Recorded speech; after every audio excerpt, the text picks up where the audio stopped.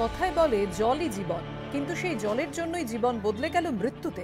রেহাই মিলল না মৃত্যুর পরও। স্থানীয় সূত্রে খবর, দুদিন আগে বাড়িতে হৃদরোগে আক্রান্ত হন কেশপুরের বাঁশকেরিয়ার বাসিন্দা পারুল সিংহ। কিন্তু তখন চারিদিকে জল আর জল, জমি, রাস্তা, নদী সব মিলেমিশে একাকার। পরিবারের তখন দিশেহারা অবস্থা। বন্যা চলাকালীনই অসুস্থ হয়ে গেছে, ডাক্তার কাছে নিয়ে যেতে পারেনি। ঘরেই মারা গেছে, ঘরেই মারা গেছে। কিন্তু এরপরও যে দ্বিতীয় ধাক্কাটা তাদের জন্য অপেক্ষা করে আছে তা হয়তো বুঝে উঠতে পারেনি পারুলের পরিবার।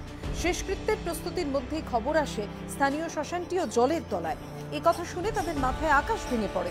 স্থানীয়দের পরামর্শে বাড়ি থেকে কিছুটা দূরে রাস্তার উপরই চিতা সাজান পরিজনরা। তাতেও পেরোতে হয় হাঁটু জল। আমাদের শ্মশান যেখানে পুরানো হয় বন্যায় ডুবে গেছে, তার কারণে বিচার বাস্তু কোথাও জায়গা নেই, তার জন্যই রাস্তার ধারে। শ্মশান তো একবার জেগেই নেই, আমাদের বাস্তুতেও 1 হাঁটু জল। আমাদের কিছু কিছু ঘর ফেটে যেয়ে মোটামুটি 81 হয়ে গেছে, কিছু ঘর ভেঙে পড়ে গেছে। আমরা তিরপল তো কিছু দিতে পারছি না। গোটা ঘটনার প্রেক্ষিতে কেশপুরের বিডিও জানিয়েছেন তাদের কাছে এরকম কোনো খবর ছিল না।